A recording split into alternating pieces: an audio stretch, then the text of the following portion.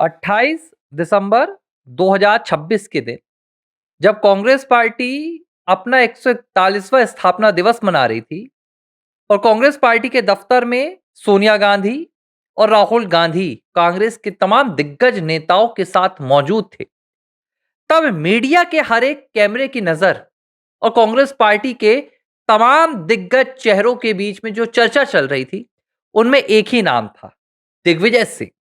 और चर्चा क्या चल रही थी? चर्चा यह चल रही थी कि दिग्विजय सिंह को कौन सी सजा मिलेगी, दिग्विजय सिंह के खिलाफ अब क्या होगा और दिग्विजय सिंह क्या अब पार्टी के भीतर अपना वो खोया हुआ सम्मान वापस हासिल कर पाएंगे। क्योंकि 28 दिसंबर के दिन यह तय हो गया था कि दिग्विजय सिंह की जो राजनीतिक हत्या है वो राहुल गांधी करने वाले हैं। और यह बात मैं क्यों कह रहा हूं, क्योंकि बीते दिनों दिग्विजय सिंह ने इस पर मोहर भी लगा दी। और मोहर कैसे लगी, अब पूरी कहानी आपको समझ में आएगी। कांग्रेस पार्टी के स्थापना दिवस के 141वें स्थापना दिवस के ठीक एक दिन पहले दिग्विजय सिंह ने सोशल मीडिया पर एक पोस्ट करके बवाल मचा दिया था। और यह हड़कंप इतना तगड़ा था कि मध्य प्रदेश की राजधानी भोपाल से लेकर देश की राजधानी दिल्ली तक कांग्रेस पार्टी हिल गई थी। क्योंकि उन्होंने जो पोस्ट किया था उसमें भारत के वर्तमान प्रधानमंत्री नरेंद्र मोदी की एक साल 1995-96 की तस्वीर थी, जिसमें नरेंद्र मोदी तब फट्टी में जमीन में बैठे हुए थे। और इस तस्वीर को लेकर दिग्विजय सिंह ने पूरे कांग्रेस पार्टी को साथ में लेकर कांग्रेस पार्टी के सुप्रीम परिवार यानी कि गांधी परिवार के राहुल को एक नसीहत दी थी। और उन्होंने कहा था कि अगर देखिए संगठन मजबूत होता है तो एक सामान्य सा कार्यकर्ता भी नेताओं के अपने वरिष्ठ नेताओं के पैरों पर बैठकर उनका आशीर्वाद लेकर देश के सर्वोच्च पद तक भी जा सकता है। अब इस संदेश से दिग्विजय सिंह ने दो सीधे तौर पर नसीहतें राहुल गांधी को दी थी। पहली नसीहत थी कि संगठन को मजबूत करो, यानी कि एक परिवार जो पूरी कांग्रेस पार्टी को चला रहा है, जो पूरी कांग्रेस पार्टी को हथिया के रखा है, वो देश में कभी भी कांग्रेस पार्टी को कोई भी फायदा नहीं पहुंचा पाएगा। और कांग्रेस पार्टी साल दर साल जो पतन की ओर बढ़ रही, वो पतन लगातार जारी रहेगा। सीधे तौर पर दिग्विजय सिंह ने यह नसीहत राहुल गांधी को दी थी कि अब आपको पार्टी के फैसलों के लिए संगठन को जिम्मेदारी देनी होगी। पार्टी के फैसले सिर्फ एक परिवार नहीं कर सकता। और जो दूसरी नसीहत थी वो क्या थी? वो थी जिसमें दिग्विजय सिंह ने कहा था कि कैसे नरेंद्र मोदी अपने वरिष्ठ नेताओं के पैरों के आशीर्वाद के साथ उनके चरणों पर बैठकर, चरणों के सामने बैठकर देश के सर्वोच्च पद तक पहुंच गए। क्या कहना चाह रहे थे दिग्विजय सिंह? दिग्विजय ये बताना चाह रहे थे कि राहुल, जिस तरह आप राजनीति में एक बौने हैं, लेकिन आप अपने आप को राजनीति का सुप्रीमो मानते हैं, आप अपने आप को राजनीति का शहंशाह मानते हैं, ये मानसिकता आपको बदलनी होगी। और आपको सीखना होगा। किससे सीखना होगा? पार्टी के वरिष्ठ नेताओं से। आप तानाशाही वाले रवैये के साथ राजनीति में आगे नहीं बढ़ सकते। यही बात दिग्विजय सिंह कहना चाहते थे राहुल को। और इसी बात के लिए उन्होंने नरेंद्र मोदी का उदाहरण दिया कि जब वो एक सामान्य कार्यकर्ता थे, श्रद्धेय अटल बिहारी वाजपेयी से सीखते थे, लाल कृष्ण आडवाणी से मार्गदर्शन लेते थे, मुरली मनोहर जोशी से सीखते थे, सबसे उन्होंने सीखा। नतीजा क्या निकला? देश के सर्वोच्च पद पर भारत के सबसे लोकप्रिय प्रधानमंत्री बन गए। लेकिन राहुल है कि गुलाम आपके कई वरिष्ठ नेता हैं, गुलाम नबी आजाद जैसे नेताओं को उन्होंने अनसुना किया है। जयराम रमेश को अपने साथ रखते हैं, पवन खेड़ा को साथ रखते हैं, बस यही उनकी टीम है। सुप्रिया सिनेत को सोशल मीडिया पर लगा दिया है। तो ये सब कुछ हो रहा था। और कांग्रेस पार्टी के उस स्थापना दिवस के दिन साफ तौर पर राहुल ने यह इशारा कर दिया था दिग्विजय सिंह को। उन्होंने कहा था कि आपने बड़ी बदतमीजी कर दी। और तभी मैंने कह दिया था दिग्विजय सिंह को सजा मिलेगी। और कौन सी सजा मिलेगी? दिग्विजय सिंह को सजा मिल गई। अब उनसे ही यह ऐलान करवा दिया गया कि आप राज्यसभा की सीट छोड़ रहे हैं। लेकिन सच क्या है?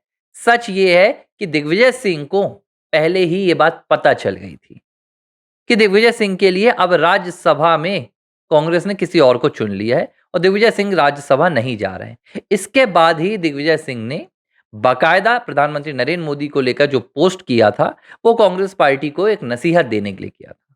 क्योंकि दिग्विजय को पता था अब ना राज्यसभा है, तो ना आपको चिंता है कि अब निकालेंगे भी तो कहां से निकालेंगे, पार्टी में रहना या ना रहना एक बराबर है। तो उन्होंने खुलकर जाते जाते चुनावी राजनीति से जाते जाते राहुल गांधी को नसीहत दी थी और राष्ट्रीय स्वयंसेवक संघ से सीखने का पाठ पढ़ा गए। कहीं ना कहीं दर्द दिग्विजय सिंह के दिल में रहा होगा, जो उन्होंने अपने तमाम राजनीतिक करियर के दौरान राष्ट्रीय स्वयंसेवक संघ को लेकर, भारतीय जनता पार्टी को लेकर तमाम बातें बोली, जो उन्होंने मनगढ़ंत नैरेटिव्स बनाए, संघ जैसे संगठन को उन्होंने देश विरोधी बताया, भगवा आतंक की कहानी रची। उन्हें कहीं ना कहीं पछतावा हुआ होगा और उसी पछतावे के बाद उन्होंने सोचा कि अब आगे उनके बेटे का जो करियर है, क्योंकि चूंकि अब मैंने बगावत कर दी है गांधी परिवार के खिलाफ, तो जाहिर सी बात है कि कांग्रेस अब उनके बेटे जयवर्धन को भी कुछ नहीं देगी। तो आगे चलकर जयवर्धन को कहीं ना कहीं भाजपा की ओर अपने करियर के लिए जाना होगा। तो उन्होंने एक संधि बनाई, संघ, भारतीय जनता पार्टी, नरेंद्र मोदी की तारीफ की, कांग्रेस पार्टी को नसीहत दी। आखिरकार दिग्विजय ने खुद ही कह दिया कि वो राज्यसभा नहीं जाएंगे और इस तरह उन्होंने गांधी परिवार से अपने तमाम रिश्ते नाते भी तोड़ लिए हैं। और ठीक इसी तरह की कहानी आपको तब भी देखने मिली थी जब ज्योतिरादित्य सिंधिया की राज्यसभा की चर्चा चल रही थी। ज्योतिरादित्य को भी राज्यसभा नहीं भेजना चाहती थी कांग्रेस पार्टी, खासतौर पर गांधी परिवार, क्योंकि लोकसभा जब जीत के जाते थे ज्योतिरादित्य सिंधिया, राहुल पर भारी पड़ जाते थे सदन में। तो इन्होंने कहा कि चलो अब ये तो लोकसभा भी हार गए हैं, राज्यसभा भेजना यानी कि सिंधिया का वर्चस्व बढ़ाना। तब सिंधिया को काटा था और अब दिग्गी राजा को भी कांग्रेस पार्टी ने ठिकाने लगा दिया। लेकिन ये कहना भी अभी गलत होगा कि दिग्विजय सिंह अब शांत हो जाएंगे, क्योंकि दिग्विजय सिंह ने अपने तेवर पहले ही दिखा दिए थे।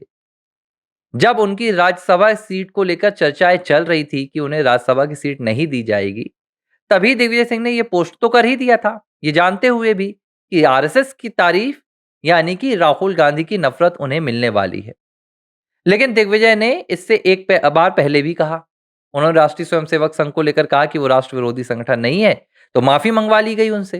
दिग्विजय सिंह को खुलकर कहना पड़ा कि नहीं, मैं तो हमेशा से विरोधी रहा हूं संघ का, संघ देश के लिए काम ही नहीं करती है। कुल मिलाकर कांग्रेस पार्टी एक एक करके अपने उन वरिष्ठ नेताओं को ठिकाने लगाने का काम कर रही है जो राहुल के खिलाफ बोलते हैं। अब ये कांग्रेस के जो तमाम कार्यकर्ता हैं, कांग्रेस के जो तमाम नेता हैं, उन्हें समझना होगा कि क्या वाकई में राहुल गांधी कांग्रेस की भलाई के लिए, कांग्रेस को आगे बढ़ाने के लिए राजनीति करते हैं, या सिर्फ अपनी ताकत कांग्रेस पार्टी में बरकरार रखने के लिए राजनीति करते हैं। क्योंकि अब तक का एक ट्रैक रिकॉर्ड चलता आ रहा है और यह ट्रैक रिकॉर्ड बता रहा है कि जिसने भी जब कभी भी राहुल गांधी के खिलाफ बोला है, उसके लिए पार्टी के दरवाजे बंद हो गए हैं। यही कहानी सोनिया गांधी के साथ भी थी, यही कहानी इंदिरा के साथ भी थी और अब उसी कहानी पर राहुल भी चल रहे हैं। और इसका जो हालिया शिकार हुए हैं, वो दिग्विजय हुए हैं। अब दूसरे जो इसके शिकार की फहरिस्त में है, कतार में है, वो है शशि थरूर। अब शशि थरूर के साथ भी कहा जा रहा है कि शशि थरूर को देखा जा रहा है कि कोई ऐसी गलती कर दें जिसके बाद उनके खिलाफ एक बड़ा एक्शन लिया जा सके। लेकिन थरूर की कहानी कुछ और है। थरूर के लिए केरल चुनाव का इंतजार किया जा रहा है, क्योंकि शशि थरूर केरल चुनाव में कांग्रेस पार्टी के लिए एक बड़े इक्के साबित हो सकते हैं और यही चीज भारतीय जनता पार्टी भी कर रही है। वो भी इंतजार कर रही है कि शशि थरूर क्या निर्णय लेंगे। लेकिन इन तमाम चीजों के बीच में दिग्विजय सिंह का यह ऐलान करना कि वो राज्यसभा नहीं जाएंगे, कांग्रेस पार्टी की राहुल गांधी की उस तानाशाही का सीधा परिणाम है जो उन्होंने उस स्थापना दिवस के दौरान दिग्विजय सिंह को बदतमीज कहकर ठहराया था। एबीसी हिंदी न्यूज, आज ही जुड़िए हर खबर के साथ